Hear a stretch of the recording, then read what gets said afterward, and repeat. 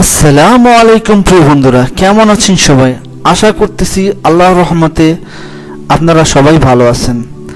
আজকে আমরা জানব যে নামাজ না পড়েও কি ঈমান ঠিক থাকে। আমরা অনেকেই বলে যে নামাজ না পড়ে আমার ঈমান ঠিক আছে। সত্যি কি নামাজ না পড়ে ঈমান ঠিক রাখা যায়? চলুন না আমরা কিছুটা এখান থেকে শিখে নেই।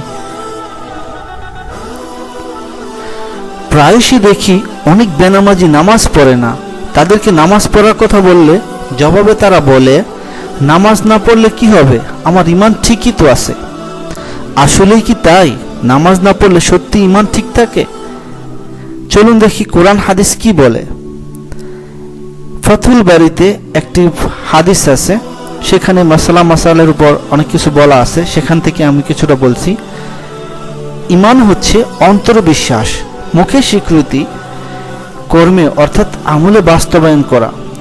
এই তিনটার সমন্বয়ে ঈমান গঠিত হয়। এই তিনটা থেকে কোনো একটা অনুপস্থিত থাকলে অটোমেটিক্যালি ঈমান ভেঙে যায়। আচ্ছা বলেন তো, আপনারা কেউ যদি হজ করতে যান, হজে গিয়ে যদি যেখানে 7 পাক ঘুরতে হয় সেখানে যদি 6টা বা 5টা দিয়ে চলে আসেন ঘোরা, তাহলে কি আপনার হজ হবে? তাও একটা কিন্তু মিসিং হয়ে যায়। সো সেখানে আপনাকে বলা হয়েছে আপনার দৈনিক 17 ফরজ, কিন্তু আপনি 1 ফরজ বা 2 ফরজ ছেড়ে দিয়েছেন বা 3 ফরজ ছেড়ে দিয়েছেন, তাহলে কি আপনি কি নামাজি অবস্থায় থাকেন ওই সময়? আপনি তো ওই সময় বেনামাজি হয়ে গেলেন।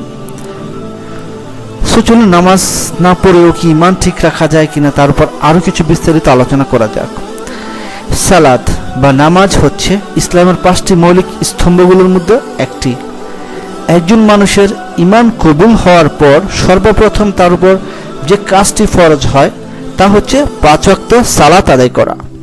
কেউ যদি ইচ্ছাকৃতভাবে 1 ওয়াক্ত সালাত ত্যাগ করে সে কুফরি করে। রাসূল সাল্লাল্লাহু আলাইহি ওয়াসাল্লাম বলেছেন, মুমিন বান্দা ও কাফিরের মাঝে পার্থক্য হচ্ছে সালাত পরিত্যাগ করা। সহিহ মুসলিম 82 নম্বর হাদিস এবং মিশকাতে 569 নম্বর হাদিসটি আছে। রাসূল সাল্লাল্লাহু আলাইহি ওয়াসাল্লাম আরো বলেন, মুমিন বান্দা ও শিরকের মধ্যে পার্থক্য হচ্ছে সালাত বর্জন করা।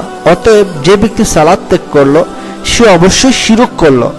ইবনে মাজাহ শরীফের হাদিস নম্বর 1080। সাহাবী আব্দুল্লাহ ইবনে মাসউদ রাদিয়াল্লাহু আনহু বলেন, যে ব্যক্তি নামাজ ত্যাগ করে তার দ্বীনই নেই। হাদিসটি আছে ইবনে আবি শাইবা সহিহ তারগিব 571 নম্বর হাদিস। সাহাবী আবু দারদা রাদিয়াল্লাহু আনহু বলেন, যার নামাজ নেই তার ঈমানই নেই। ইবনে আব্দুল বার প্রমুখ সহিহ তারগিব 572 নম্বর। যেখানে রাসূল সাল্লাল্লাহু আলাইহি ওয়াসাল্লাম নামাজ ত্যাগ করাকে কুফরি বলেছেন, যেখানে সাহাবায়ে কিরামগণ বলেছেন বেনামাজির দ্বীনই নেই, বেনামাজির ঈমানই নেই, সেখানে আপনি কোন মুখে বলেন নামাজ পড়ি না তো কি হয়েছে, আমার ঈমান ঠিকই আছে? এটা নিজের সাথেই প্রতারণা, নিজেকে নিজেই ধোঁকা দেওয়া নয় কি? আমরা নামাজ পড়বো তো ইনশাআল্লাহ।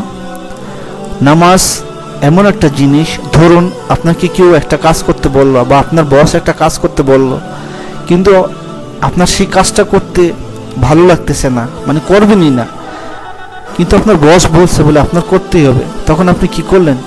আপনার ইচ্ছা থাকা সত্ত্বেও আপনি কি করলেন? ওই কাজটা করে দিলেন। তখন আপনার বস কি বলবে? যে না, কাজটা করছি, যেমন হোক কাজটা করে দিয়েছে। আর যদি নাই করতেন তাহলে বস আপনাকে কি বলতো বলেন তো? যেখানে আপনি নামাজ যদি সঠিকভাবে আদায় করেন, সেখানে আল্লাহ আপনার হয়তো ওসিলা খুঁজবে যে না, বান্দা আমার নামাজ পড়েছে, যেমন নামাজটাই হোক, কিন্তু নামাজ আমার পড়েছে, আমার নির্দেশ অনুযায়ী সে মসজিদে গিয়েছে এবং নামাজ পড়া আদায় করেছে। সো আমরা নামাজ পড়াকে বাধ্যতামূলক করে নেব আমাদের জীবনের জন্য। সো আশা করছি ভিডিওটা আপনাদের কিছুটা উপকারে আসবে নামাজ পড়ার জন্য। সামনে নামাজ নিয়ে আর অনেক আলোচনা চলবে, শ্রেষ্ঠ ব্যক্তিদের নিয়ে আলোচনা চলবে, মাসলা মাসাইলের উপর আলোচনা চলবে। আমার ভিডিওগুলো সবসময় দেখবেন এবং শেয়ার করার চেষ্টা করবেন এবং আমাকে উৎসাহ দেওয়ার চেষ্টা করবেন যেন আরো নতুন কিছু নিয়ে আসতে পারি আপনাদের জন্য। সো সেই পর্যন্ত ভালো থাকবেন সবাই। আসসালামু আলাইকুম।